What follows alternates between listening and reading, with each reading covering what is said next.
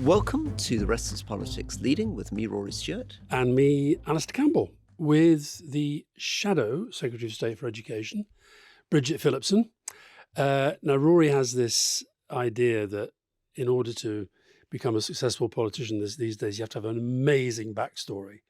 And you've got quite a good backstory. We'll get onto that. Single mum. Dad left her when she was pregnant with you. Very smart at school.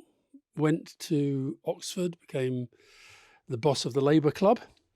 And very, very quickly into politics. MP at 26. And pretty much 14 years later, we're allowed to say your age, 14 years later, on the brink of becoming Education Secretary, which would be quite a big deal. So welcome. Good to be with you. Thanks for having me. Should we start with the backstory? Sure. Just give us a bit of your childhood. So, as you say, my mum brought me up on her own. My dad disappeared off the scene when she was pregnant. So I wasn't meant to be in the world. So it was a bit of a surprise all around. I grew up in a council street in Washington in the northeast. It wasn't a great time in the northeast in the 80s and 90s. The street was very run down. Youth unemployment was high. Crime was high. But I was from a really loving family. My mum is amazing. My grandparents were not far away and were a big help. And education was really, really important to me. And I was very fortunate to come from a family where that was supported and encouraged, especially my granddad, who was forever giving me books and doing times tables with me and really valued education and went to great schools. And that set me up in the future. We end up on this podcast quite often talking to our guests about relationships with their dad.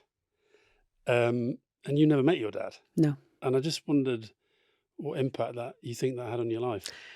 I've never missed what I've not had. So I always felt really lucky to have a wonderful and supportive family. And the close relationship I did have was with my granddad, who was a really big influence on my life. His family came over from Ireland. He then moved to Scotland. He served in the Second World War.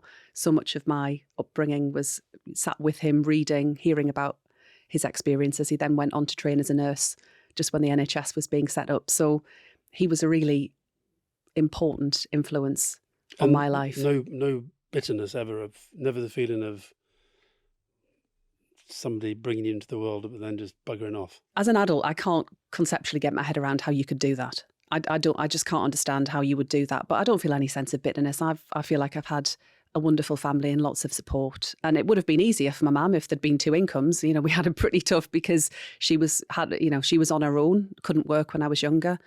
That made life tough for us. The one thing I do recall was when in the 90s, when the Conservatives were bringing in the Child Support Agency, saying to my mum, how is it that he contributes nothing? I mean, I'm not exaggerating when I say he gave us not a single penny, and thinking there was an unfairness there. But you could spend your life regretting the things that you didn't have. And I prefer to focus on, the good fortune I've had in lots of ways. I just want that for other people too. You came into Parliament with me in 2010. What was your first impression of it? What was your sense of it? I mean, I found it weird. How did you find it? It was a really funny time because obviously we in the Labour Party had just left government, but there wasn't a government in place. The coalition negotiations were still happening. So it's really special, and it was really special to have been elected to represent the community that I'm from. So I felt a real sense of responsibility. But it wasn't a great time for the Labour Party. I didn't think we'd be out for 14 years. But here we are. And, what did you think at the time? You thought you might be back in 5? Or? I mean, that was always going to be a stretch, but we take nothing for granted. We've still got an election to fight and win, but we've made it very, very hard on ourselves. And the consequence of that has been that many of the people that I represent have had a really hard time of it in recent years. And it breaks my heart to see so many people depending on food banks, the struggles that people are facing day to day, and just how life is a daily grind for too many people. It sounds a little bit as though you've gone on the election campaign already. I'd love you to talk about Parliament. Tell us about your first images of Parliament. What did you feel? How much power do you feel you have structurally? Not Labour, Conservative. It's getting quite party political, but the structure part, do you think it's well designed? Do you think the idea of backbenchers work? Are there things you'd improve if you had a magic wand? Are there things that... And what going back to 2010, what is it that struck you about that institution, that building, the way it works? I mean, the building itself is just incredible. To be able to work in such an historic place is just special every day. Every day you walk in, it's just an amazing place to be. I think there is a lot you can do as a backbencher. I mean, admittedly, that's a bit easier from government rather than from opposition. But, the first time I spoke in Parliament was in David Cameron's first Prime Minister's questions as Prime Minister. So that was quite a big moment to speak for the first time in PMQs, even ahead of making a maiden speech. But Parliament has changed in that time. It's changed from the place that I arrived in 2010. It's become better for those of us who have children, have younger children. Both of my children have been born while I've been an MP. The addition of on-site nursery, the culture has changed. I think it's a more diverse place overall. It felt quite traditional and a bit old-fashioned. I personally have always quite liked a lot of the tradition and the ways of doing things, but it felt like, in terms of the people that worked there, for example, it didn't feel really representative of the city in which it was in, and that is starting to improve. And until now, you've as you say, you've only known opposition, 14 years of it. So first of all, what was your political experience during the era that we did have a Labour government? And just talk us through the various stages of Labour. Because you didn't serve under Corbyn, did you? No. And you wouldn't have done? I had no interest in serving under Corbyn, no. I mean, that was, other people concluded differently, but for me, I was on the Public Accounts Committee. I really enjoyed that. That was a great place to be. I learnt a lot, and I was a backbencher. So your sense of the new Labour government, and then your sense of Labour's journey from where it was in 2010, losing that first election, to the place where you are now? Well, I've just gone back a step. I first joined the Labour Party when I was 15. So that was in 1998. So quite an exciting time to get involved. Better, Bridget. Yeah, absolutely. And so you were 15? Yeah, I was 13 in 97 so I was at secondary school when Labour won. Actually, my daughter will be 13 later this year. So hopefully there'll be a repeat there that I can give her the Labour government that I also, I was, able to experience from the age of 13 onwards. I mean, it was, we've had our ups and downs in the Labour Party in recent years. It's not been wonderful, but, I always believed, and the reason I got involved in the Labour Party and in politics is that politics should be a force for good in people's lives. And I'm glad that the Labour Party is now in a better position to actually advance the interests of working people across our country in a way that it just frankly wasn't under Jeremy Corbyn. And what was that period like as an MP? It was pretty miserable, both in terms of where the Labour Party was, but it was also that period where there was everything going on with Brexit. It was a very volatile period for the country. Like a lot of female MPs, received a lot of abuse, unpleasantness, threats.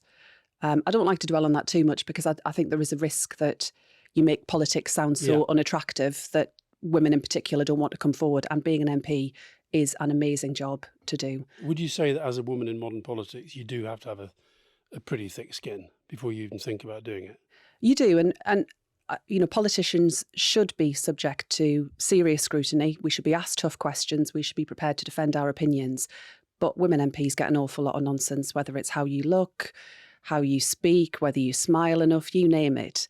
Kind of women politicians get a degree of that. Not just women.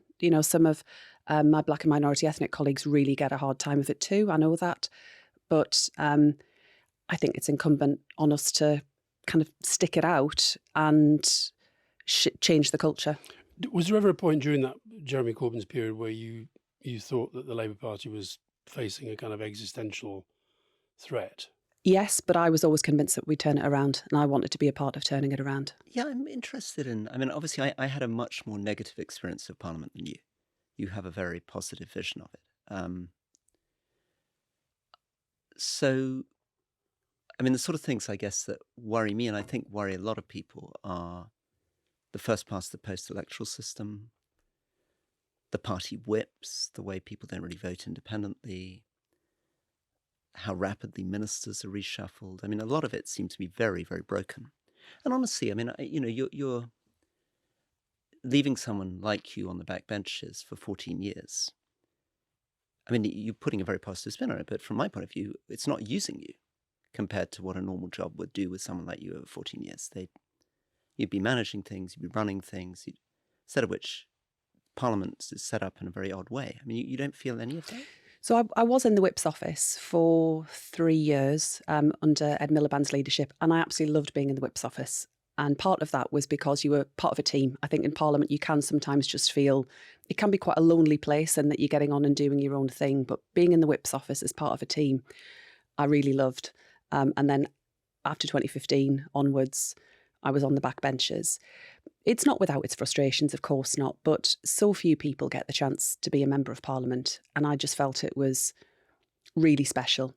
And I also feel, having had more time to think about what I believe, why I believe it, and how you can make change happen, I think has put me in a better position to hopefully become a part of a Labour government. I feel far more confident in my own views and far more clear about how you make change happen and how we would do that if we form the next government, which I don't think I would have had necessarily in quite the same way if I'd had a shorter period of time in Parliament or had just jumped straight into kind of high office. And how tribal are you? How much do you see Tories as kind of the enemy? Are you able to relate to them, understand them? I mean, how would you pitch yourself to me as a kind of centrist Tory voter? So I'm Labour to my core. I'm from a Labour family. The Labour Party has been a part of my life, my whole life. You know, my mum was a Labour Party member. Because she was a single parent, she took me along to meetings when I was a kid. There was no compulsion to get involved, but I did because I felt it was the part of how you served your community, how you made change happen, both locally and nationally. I was really interested in international politics as well, and that was important to me. But for all of that, I think if you're to be effective as a politician, you have to seek to understand other people's points of view. And I don't doubt that that Conservative MPs come into politics for the right reasons. I just happen to have a fundamental disagreement about how we use government as a force for good. For me, I think the difference is more about it's not about individuals. It's about, my view of politics is that it's about collective endeavour and how we use the state to give people more freedom and control over their lives. And that for me is what Labour is about, giving people opportunity and freedom.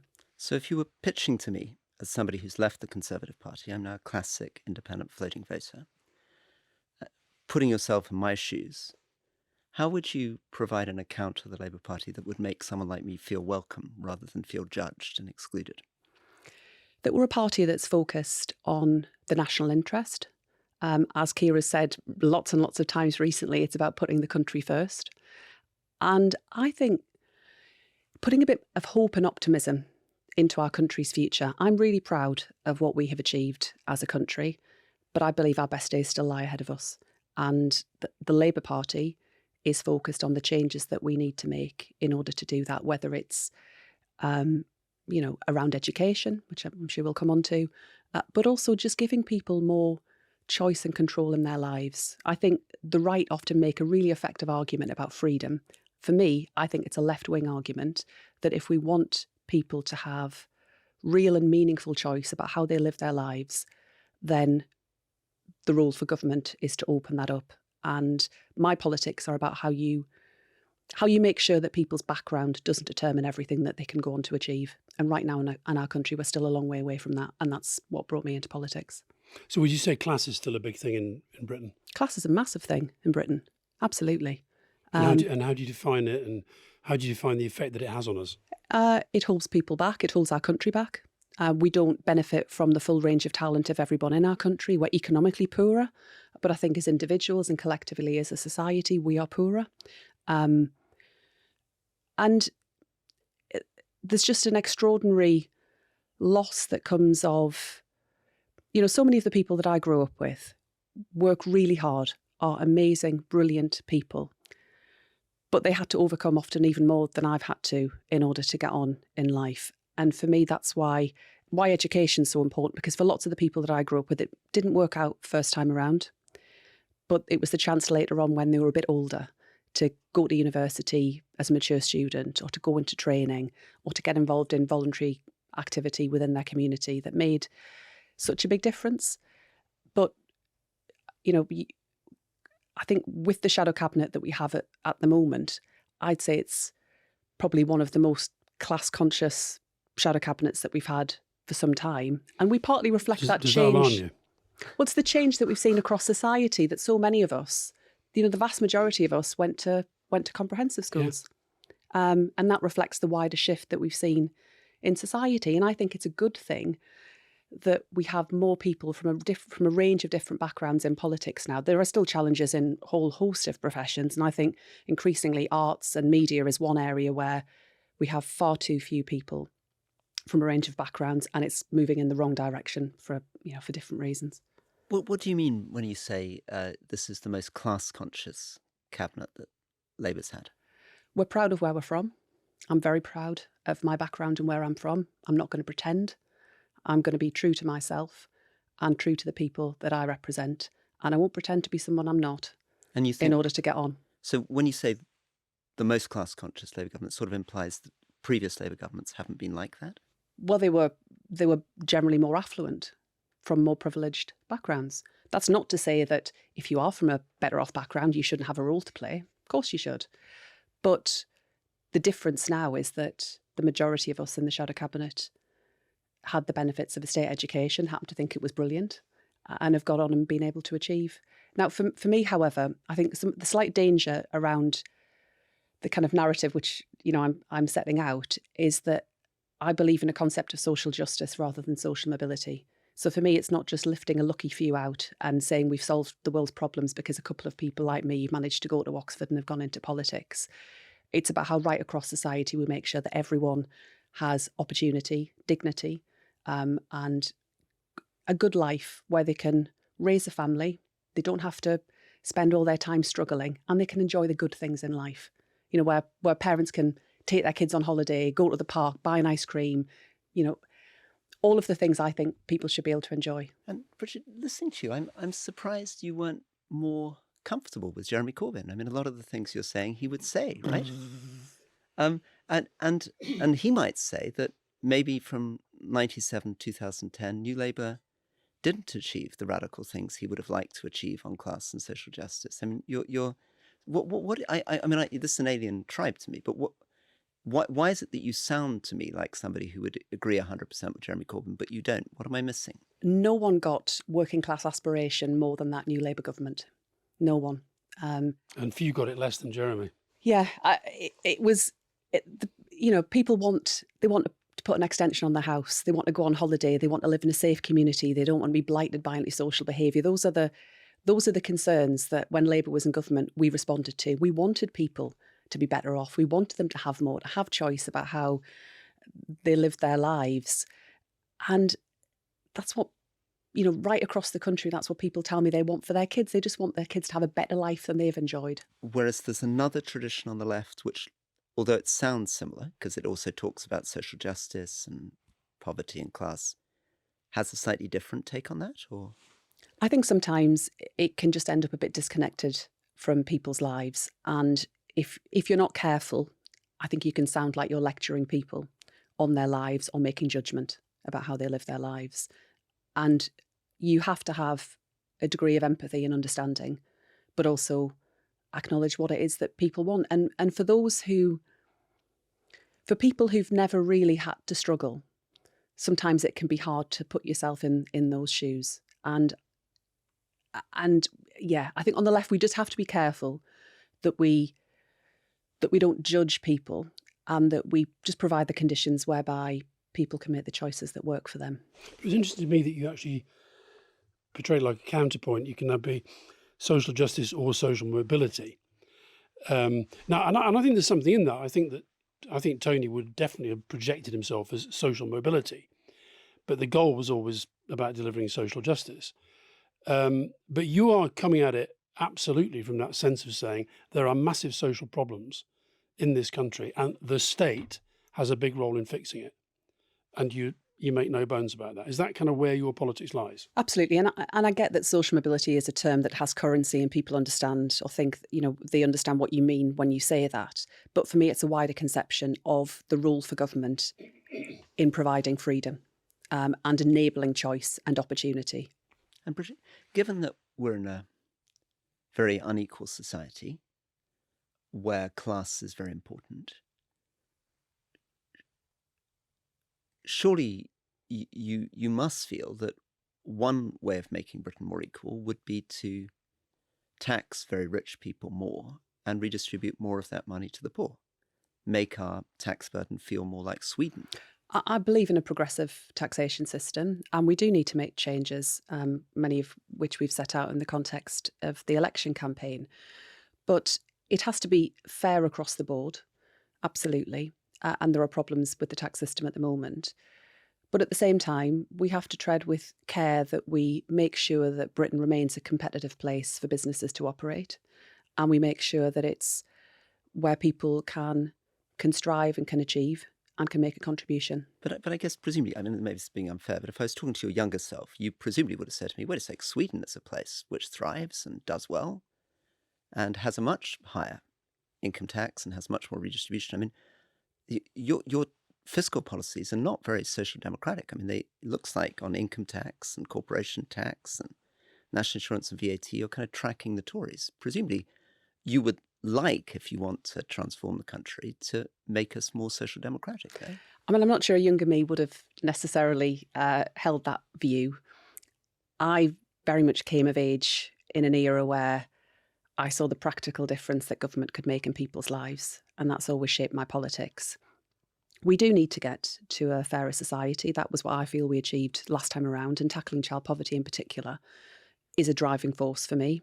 It's where we made major progress last time around, and where, whatever changes we might want to make in education, the single biggest way that we can provide more opportunities for children and actually could make the job of teachers and schools easier would be to bear down on the numbers of children living in poverty at the moment. There are a lot of very, very wealthy people, and you're very short of money. I mean, you're going to take over a government where education's creaking, health services creaking, you're trying to bring the debt down, and then there are, I don't know, a top 1% or a top 5% in the country who are very, very, very wealthy, who can afford to pay much more tax and can make a lot of difference. Well, as you know, we've set out the changes we would make around non-doms, for example, making sure that the global super rich who make their home here pay their taxes here. But the reason the last Labour government was able to invest in our schools and hospitals and was able to make that difference was through growing the economy. And if we had anywhere near the levels of growth now that we had then the choices will be different. One tax change that you are making, and one of the things Rory and I regularly disagree agreeably about, is private education. So you're going to put VAT on school fees, which we talked about a lot and never did. I just wonder what your overall attitude is to private education. Whether, like me, you actually feel that it is a big part of the class system that you were talking about earlier, and that has held the country back, and whether this is the limit of any change that you're going to make to the private education regime. So I think parents can make decisions about where they educate their children, and that can include private schools. Personally, that's not a choice that I would ever make. I believe in state education. My children go to state schools. My focus, as Shadow Education Secretary and going into government, if we win the next election, would be on driving up standards in state schools. But we've got to raise some money to do that. And that's why I think it is the right decision to end the tax benefits that private schools enjoy. But parents can choose to send their children to private school as far as I'm concerned. I know parents want the best for their kids. And if that's what they choose, then that's absolutely a legitimate thing to do. So you're slightly different from Alastair, because one of the reasons, amongst many, that Alastair loves the VAT on private schools is he really would like all private schools to disappear. I mean, he would prefer to be in a world in which there were no private schools. Are you like him on that? I wouldn't start, if we were to start from scratch, I don't think I'd start with either selection within schools, or I would have all private schools overall. But I think it's hard to get away from the need for parents to have choice in where they educate their children. And I believe that parents should have choice in that. I just happen to believe that the taxpayer shouldn't be subsidising that choice. And I suppose the thing that perhaps the strongest argument, I guess, against what you're doing is the children themselves. So we can argue about the numbers, how much you raise and how many children, but some children at least will find their education disrupted. Their parents will be unable to afford the money they're currently spending, and they will have to take them out of a school that maybe they love and they're doing well in and put them into a new school. Are you thinking about how to support those children as they make that transition? So I've looked very carefully at the report that the Institute for Fiscal Studies has done on this policy, and they conclude that our policy would raise £1.3 to £1.5 billion net, and that takes effect of any change as you described, although they anticipate little effect from the policy, mainly because private schools have whacked up their fees way beyond inflation year after year, and there hasn't been a shift in the numbers.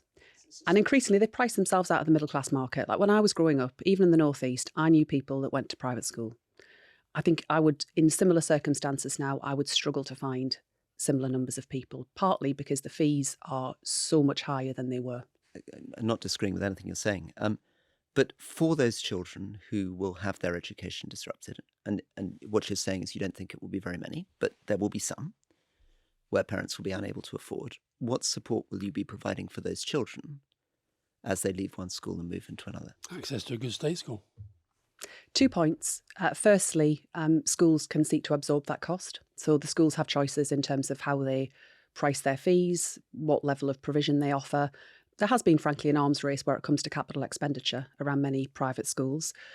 State schools in recent years have had some really tough choices to make, and I think private schools might like to consider how they cut their cloth. Secondly, we're actually in a situation right now where we are seeing big falling rules right across the country because of the falling birth rate. I don't accept that there'll be large numbers of children leaving, but we're already in a position where schools are merging and closing because of the falling numbers of children coming through the school system. So there is ample space. But I just don't accept the premise of it. I guess it's not a question of space. It's a question of the children. It's a question of their lives, their education. It's disruptive to have to move school in the middle of your time. So there's a lot of the conversation seems to be around finances and numbers, but not very much around the actual children. I just gently observe that 93% of children in our country go to state schools. And I think this is the right thing to do. It sucks up an enormous amount of interest for what is a relatively small part of our school system. And I think it's absolutely right that I'm asked questions about the impact of policy. Have we considered all the implications, which absolutely we have done. But I want to make sure the 93% of children in our state schools have the teachers they need, the support that they need, and the mental health provision that they need. And we would use that money to deliver more teachers, more mental health support, better training and development for teachers within the state system. I think that should be the priority of an education secretary, to focus on the majority of children within our state sector.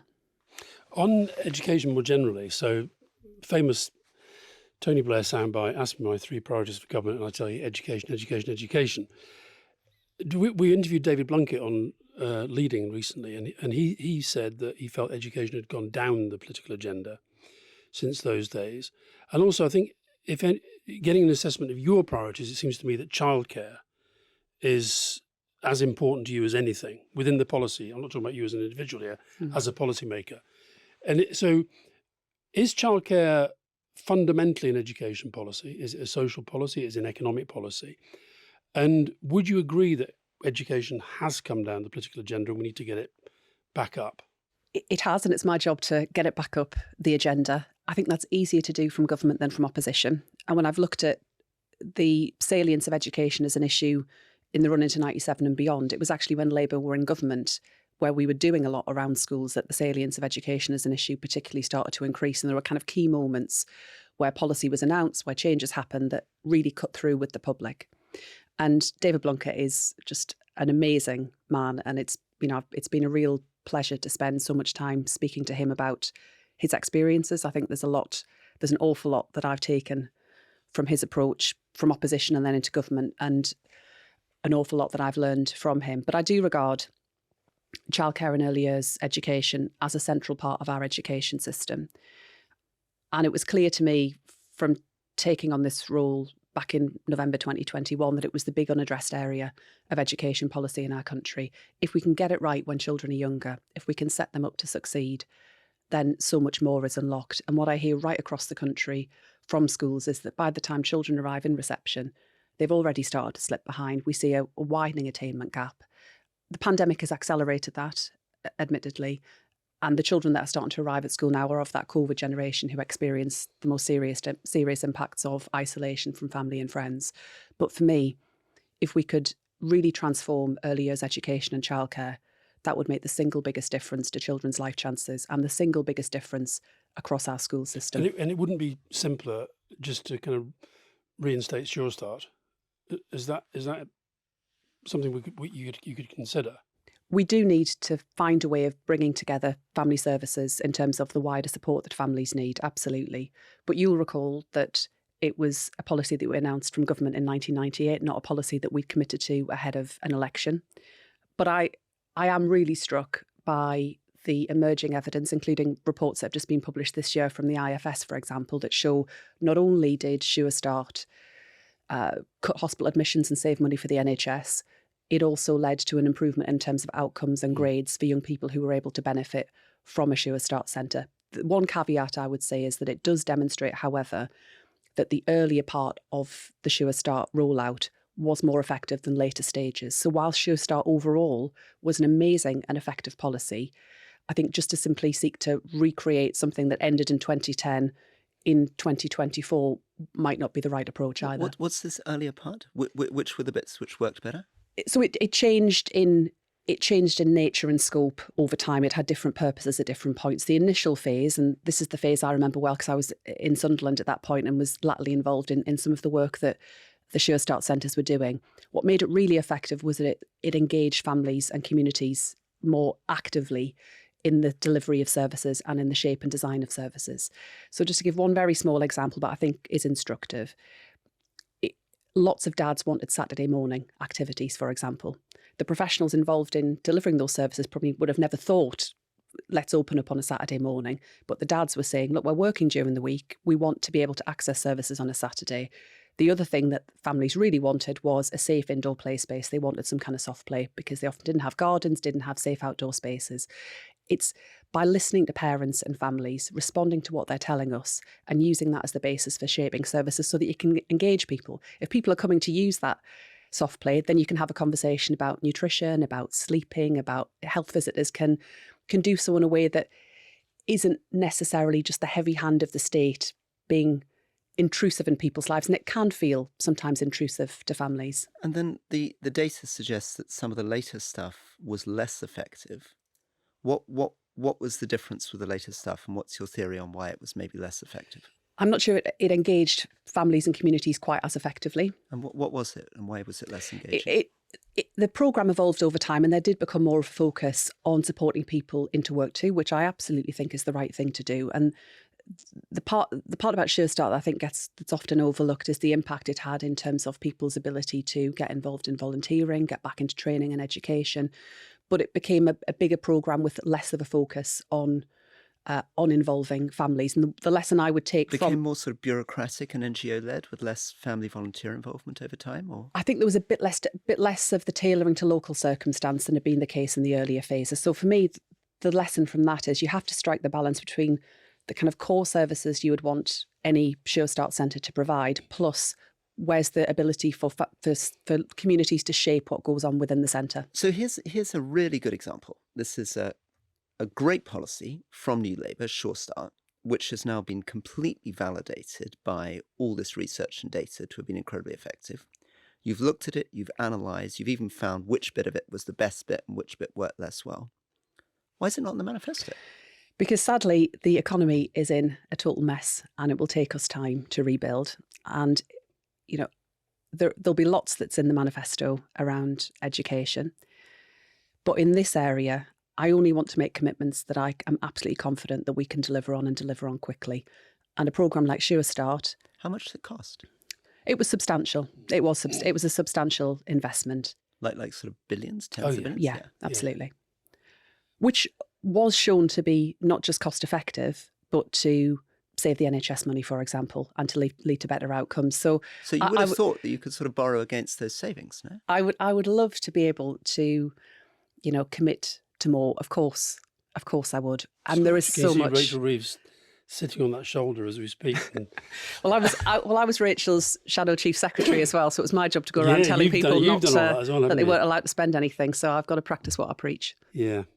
What's your sense been of this campaign? I mean, it sort of feels it's a very, very, very strange campaign, this, to me. I've been involved in a lot of election campaigns. It feels like we're halfway through and one team is going around basically looking like they've given up. And the other team is going around thinking, well, we'll take the ball into the corner flag anyway. Is that a fair assessment?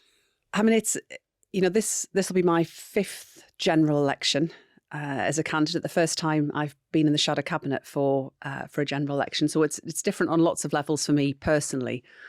What I really love about it is just the chance to get out around the country. And it sounds like you're avoiding the question. No. I just you're going to give us a lovely portrait of how much you enjoy the campaign. But he asked you about the two teams and what they're up to. Because, with the greatest respect, I'm actually not that interested in that, which is why I'm just taking it to getting out around the country, because that's the bit I love. We've been wanting this election for so long. Now we've got it. I'm just enjoying the opportunity to actually persuade people to vote Labour. Bridget, elections aren't about the participants; they're about the public. Yeah. And you must be. You're talking to the different public. If you're not talking to the public, I've been meeting a lot of who are kind of, oh God, can't we just get over with? That sort of sense of, it just feels a very, very strange atmosphere for an election to me. Look, it is. There's some different dynamics going on, and I think you get a lot of people saying everything is so broken. How on earth are any of you going to fix that? That is a really big issue, and I think there is a fundamental question of demonstrating that politics can be a force for good and governments can actually change things when it just feels that at the moment nothing works. So that comes up a lot. And if you take like just the personality, so Rishi Sunak did his manifesto and it was full of this and promise and tax cut and blah, blah, blah. And that's his approach. Is it Keir's personality in a way that is saying, you've already said, I'm only going to promise things that I know I can deliver? Is it a personality thing here that is sort of slightly worried about over-promising? No, I think it goes to that point about trust in politics. And I think people's trust in politics and politicians to actually get things done and make a difference isn't great at the moment. And I want to, I spend a lot of time just having to be quite upfront about both the scale of the challenge and how we will fix it and the time it will take if we form that next government. And that's why I think Keir is right to talk about a decade of national renewal, because the problems that have built up over the last 14 years will not be solved overnight. And I wish that I could kind of wave a magic wand and sort it all. But I do think we have to level with the public, because I think were we to make kind of grandiose promises, I don't think people would buy it. And two, I think it would be fundamentally corrosive to trust in politics.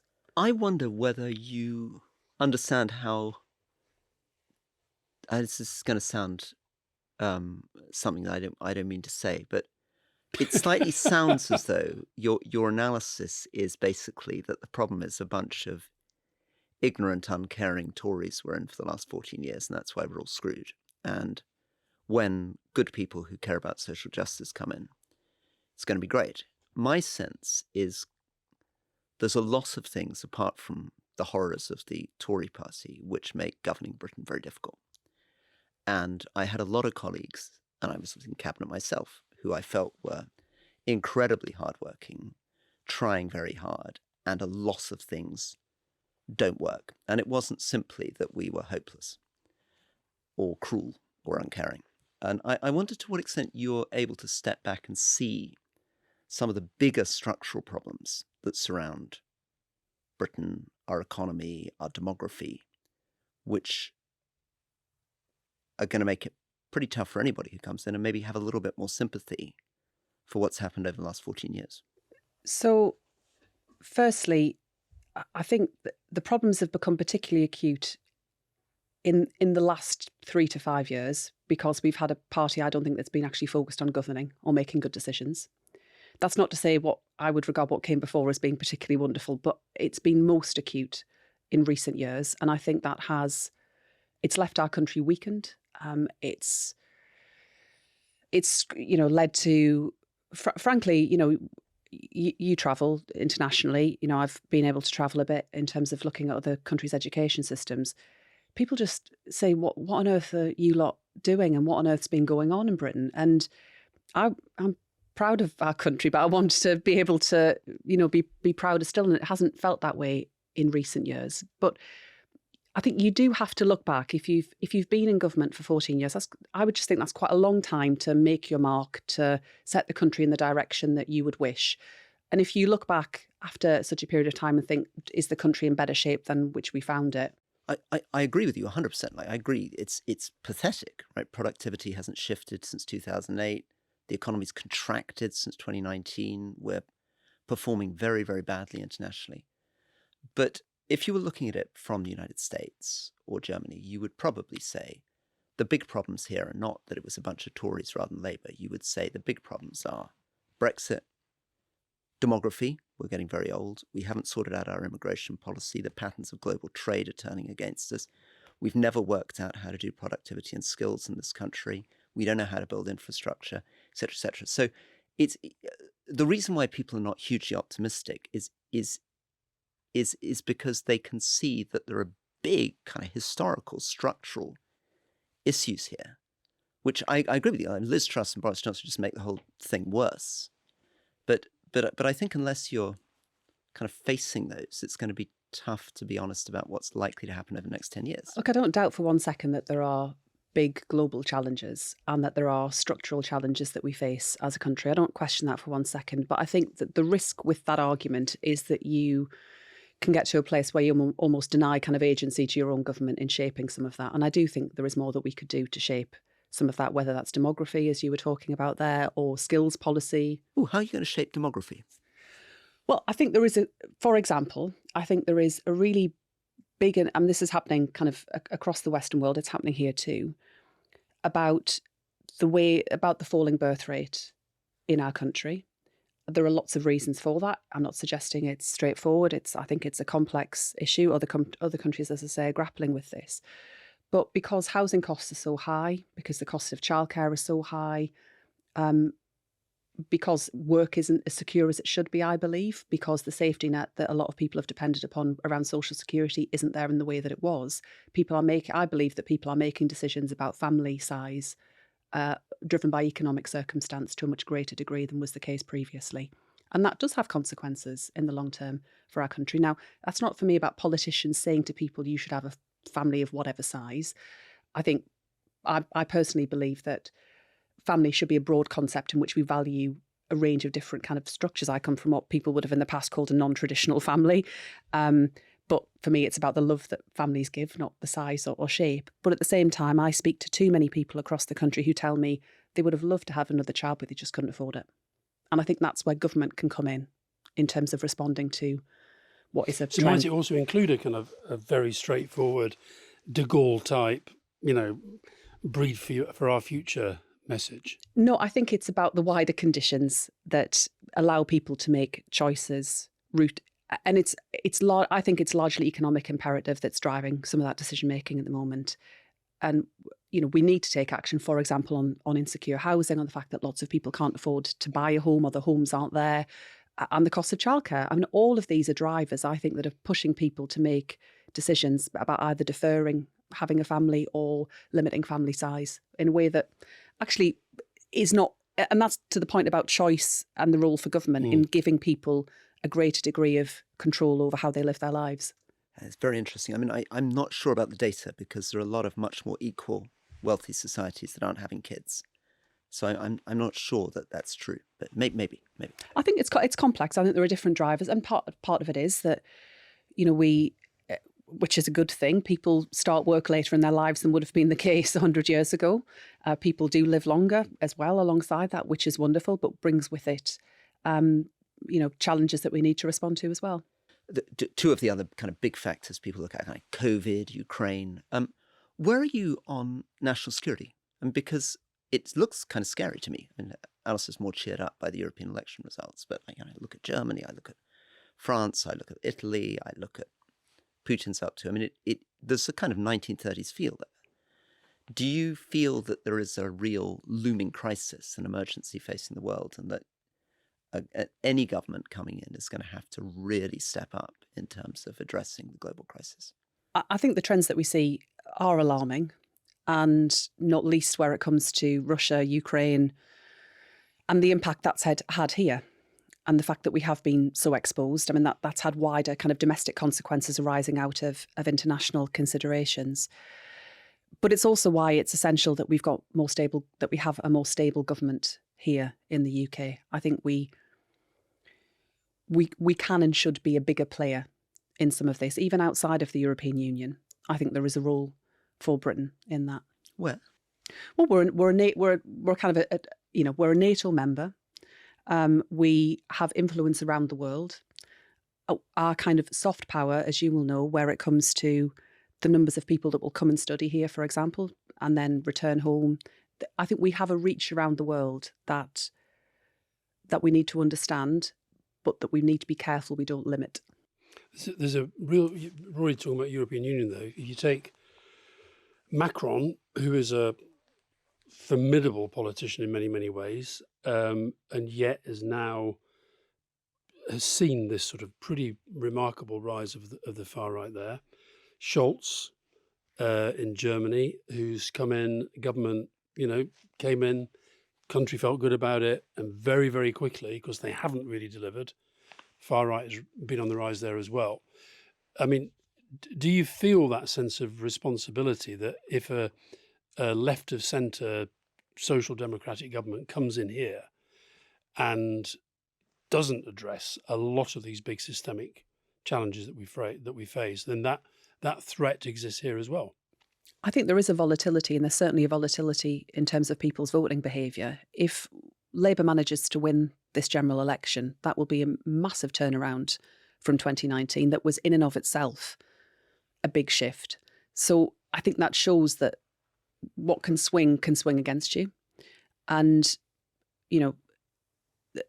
I think people are less fixed in terms of how they will vote and party allegiance than would have been the case in the past. So if we form that next government, demonstrating very quickly that we have earned people's trust and are delivering will be absolutely crucial. You know the North East very well, and you must have been horrified by what Boris Johnson did with this Red Wall stuff. Can you explain that? How was he able to do that in 2019? Why did so many people that you know and then a constituency surrounding you vote Tory when those were traditional Labour seats? A combination of factors. I mean, Boris Johnson was an unusual politician in many ways and had a charismatic appeal. I think it would be undeniable to lose sight of that. Jeremy Corbyn was a big factor, a really big factor. Brexit came into it, but far less so than Jeremy Corbyn. And people feel, some of it was a vote for Boris Johnson, some of it was a vote against where the Labour Party had got to. And there was an awful lot of despair amongst traditional Labour voters who felt that we'd turned our backs on them and it wasn't the Labour Party that they'd voted for in the past. But they were the people who, after Partygate in particular, who felt the most betrayed and most let down because they'd, for the first time in their lives, had put their trust in the Conservative Party and just felt it was a slap in the face. And that was the moment. I think it happened more quickly than people noticed. And just going back to, you used this phrase, before that, they felt betrayed and let down. What is it that they felt betrayed by? What sort of things were you hearing on doorsteps that made people in 2019 feel betrayed? They felt that the Labour Party was out of step with their priorities. It wasn't the party that had been the party their family had voted for traditionally. Sort of examples of that? Examples would be particularly around national security. They felt that they were concerned as to whether we would keep the country safe. But was that already starting under us when Tony and Gordon were in charge? Was that already starting? No, there was some of it there, I would say, in 2015. But it massively accelerated. 2017 was a funny election in lots of different ways. It came up then, but not to the same degree. By 2019, people had made their minds up about where the Labour Party was and they didn't much like it. Mm. And it was, for a lot of people, that was a really upsetting experience. I would speak to people on doors who would be really upset, genuinely upset. about the fact they didn't feel they could support a party that they had supported all of their lives. Some of those people did vote Conservative, some people just stayed at home. So in your patch, how many of those have come back? Well, we'll find out soon enough, I guess. But What's your sense? People, I think there is a recognition that Keir has turned the Labour Party around and we're back to where we need to be in line with their priorities. But again, for people that have moved away from us and have then come back, we can't take that for granted. And we have to demonstrate that we're going to hold to what we have promised. Coming towards the very end, I've got hopefully a fun last question, but penultimate question before I go fun. Can I have Can I have a penultimate not fun as well? Exactly, yeah. My penultimate not fun is, what do you make about what was good and what was bad about what Michael Gove and, is it Nick Gibb, did with their education reforms? So what I would say about Michael Gove in particular was that he brought a real sense of drive and determination. He was clear about what he wanted to do right from the outset. He got on with it and he made it happen. And there is a lesson in that, I believe. They also took the evidence of what was working and developed it further. So the Conservatives will, talk a lot about the rollout of phonics across schools. Absolutely. And I've had this conversation with Nick Gibb as well, and gently pointed out that it was under Labour that we first started that, they then continued it. I think that does show the benefit of continuity of policy making in areas such as education. Another example I would give would be, it was the Conservatives who brought in a national curriculum. That's, I think, was a fine development. I believe we need to reform the curriculum that we've got at the moment, but there are areas, I think, where continuity across education policy making is important. There are changes that I would want to make, however, if I were Education Secretary. But that sense of focus and drive, I think Michael brought education far more central to the work of the Conservative government than would have been the case otherwise. And that's certainly a lesson I take away. Give me a couple of changes. This is going to be my penultimate to my penultimate now. Give me a couple of changes you'd like to see in the curriculum. So we'll have an expert-led review of curriculum assessment overall. I think there is a real issue around creativity in our state schools and the lack of access that state school students have to music, sport, art and drama. I don't think that should be the preserve of just those whose parents can afford to pay for extras on a weekend or after school, and I want to make that a really important part of the curriculum in the future.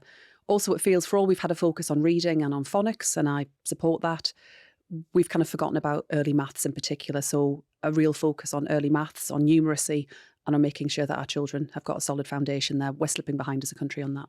My final question, can you think of an intriguing question that you've ever had in a political interview which has allowed you to show a different side of yourself or go in a direction that interested you as opposed to being kind of hit in the normal way? No is the answer.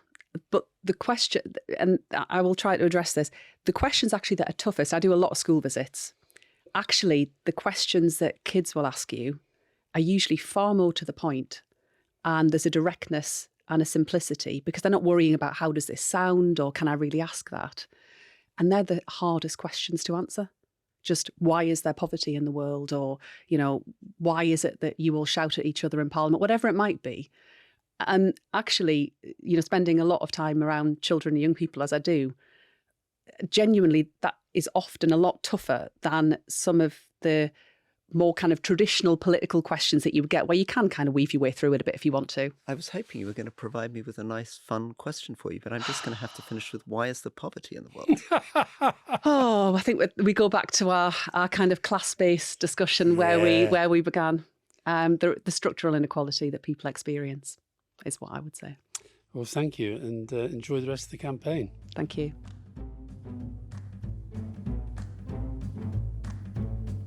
So, Rory, you asked directly to the Shadow Secretary of State for Education how to get a Tory like you over into the Labour camp. So how far into the Labour camp did she tempt you? Not very far, sadly. I mean, I was hoping that she would reach out in a way that Angela Rayner tried to and say, okay, I'm going to try to put myself in your shoes. I'm going to try to show some respect. Maybe just something like, listen, you could easily deal with me by saying, oh, well, the Tory party's two things. There's this kind of horrible, kind of far-right populist fellow government thing, but then there's a good One Nation tradition, and there were Tory MPs that I really liked and respected, like you, Rory, or Ken Clarke, and, we'd welcome you into the party, and, and actually, some of Keir Starmer's rhetoric as you've pointed out, is kind of appealing to people like me, and it's kind of, but she doesn't want to go there, or she doesn't. I mean, I don't know. I mean, I think she is very embedded in a worldview where somebody with my background, my privilege, my accent is not a friend, and she's not going to put much thought into working out how to persuade me to vote for her. Do you think so? Well, I don't know. Is that not how she came across to you? I don't know. It's interesting. So I think she's got a real warmth to her. But I think that there is, and maybe it's partly because we are in the middle of a campaign. And I mean, she didn't even those of us who watch this rather than listen to it, I think when I was putting the sense of the Tories have vacated the field, but even with the goal wide open, Labour taking it to the corner flag, I sort of sensed she kind of understood what I was saying. And likewise, when you were talking about a wealth tax, I think she'd love to be able to say, God, I wish we could do that. So I think there is something about a bit sort of restrained because of the campaign, because of collective responsibility and all of that.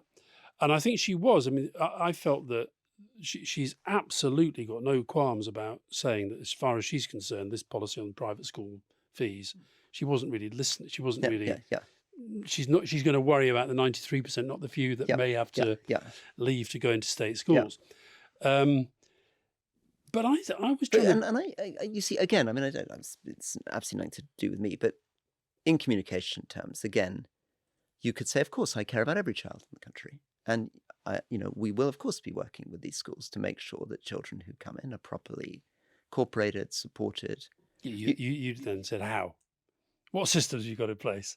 Yeah, but you don't. You don't need to say to my saying, how about the children? Frankly, I care about the 93%, because that slightly sounds like you're saying, I care less. Well, I do think, though, if I wrote my new European column about this last week, I think there is something a bit weird about the fact that we've had so many state schools have actually had to close, and nobody bats an eyelid. So much sort of stuff going wrong in schools, and the media don't really care about it.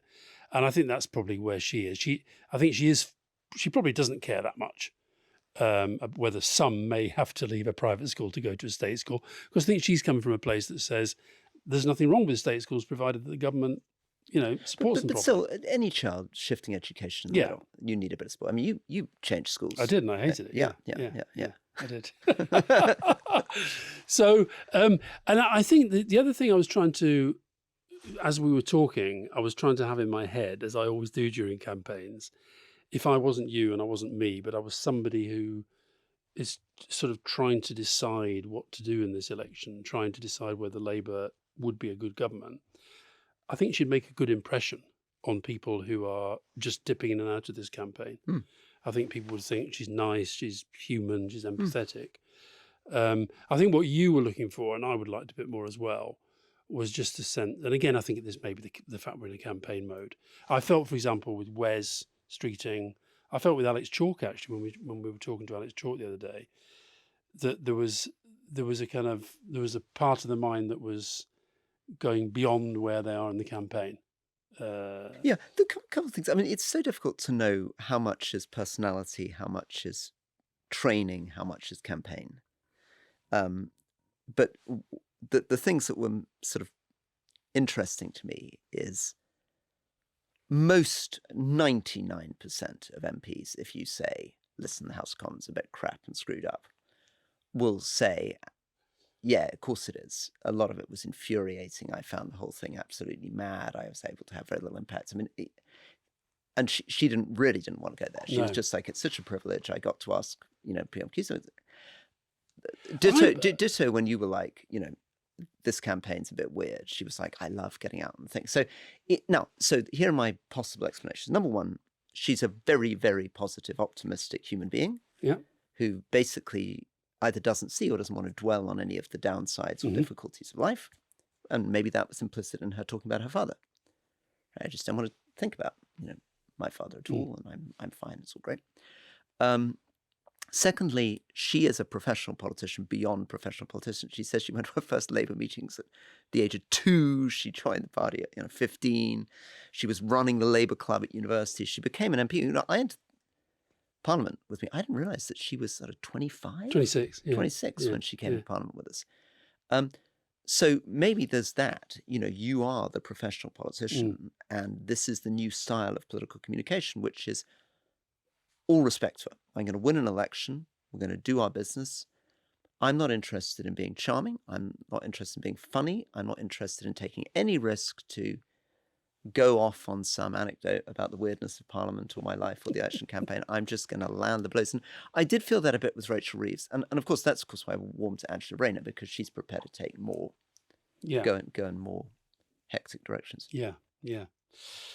I was very interested that she made a point of reminding me that Sure Start was not, as it were, a pledge, that it followed. And I wonder, it made me think, I wonder if she's got a few things up her sleeve. Could they not? Maybe this doesn't make any sense. Would they get in trouble for this? But I would have thought there could be some things that you could say when the fiscal situation allows. We will look very seriously at reintroducing some bits of Sure Start. Yeah.